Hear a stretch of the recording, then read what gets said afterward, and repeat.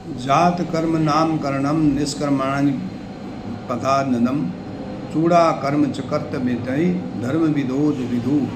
अर्थात धर्मज्ञ पुरुषों ने कहा है कि जात कर्म, नामकरण, निष्क्रमण, अन्नप्राशन और चूड़ा कर्म ये सब जीवन के प्रारंभ में किए गए योग्य पवित्र संस्कार है।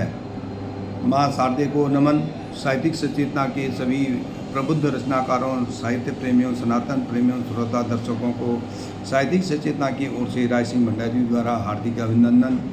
हम आपके सामने नित नई प्रस्तुति लेकर उपस्थित होते हैं। आज की प्रस्तुति है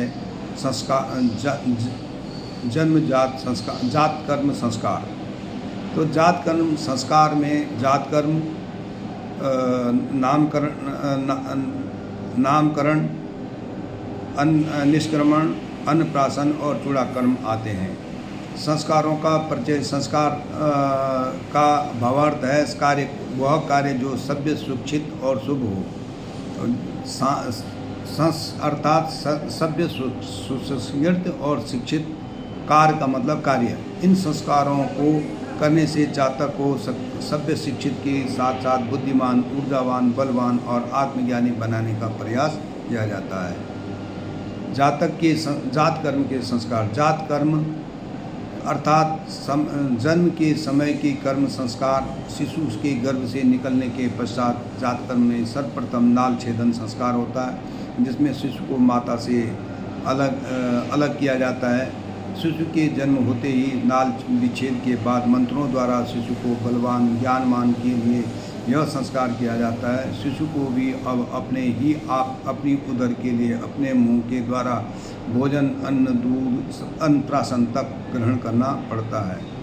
नामकरण संस्कार। नामकरण संस्कार जन्म के 11वें दिन में शिशु का नाम देने की नामकरण प्रथा है, जो उसको नामकरण संस्कार करवाना पड़ता है। इस दिन शिशु और माता पिता को प्रातः स्नान करवा करके और विप्रों द्वारा मंत्रोच्चार के साथ राशि, ग्रह और नक्षत्रों की दशा की जन्म के समय की गणना के अनुसार शिशु का नाम रखा जाता है, जो नाम उसके जीवन और कर्मों के अनुसार जीवन पर्यंत भी लिया जाता है। निष्क्रमण संस्कार। शिशु के जन्म के दूसरे और तीसरे मास में जब शिशु की देह में विकास आता है, वह सूर्य और चंद्रमा के प्रकाश को सहने की क्षमता रखने में समर्थ होने लगता है, तो यह संस्कार किया जाता है। प्रातः आंगन में शुद्ध करके विप्रों द्वारा मंत्रोच्चार से बालक को घर के देवताओं के दर्शन और आशीष करके फिर आंगन में गणपति की पूजा अर्चना करके उसे दिन में सूर्य के दर्शन और रात्रि में चंद्र के दर्शन करवाए जाते हैं। इससे बालक का चरित्र सूर्य के समान तेज, ऊर्जावान और प्रतिभाशाली तथा चंद्रमा के समान सौम्य, निर्मल और शांत प्रवृत्ति का बनता है।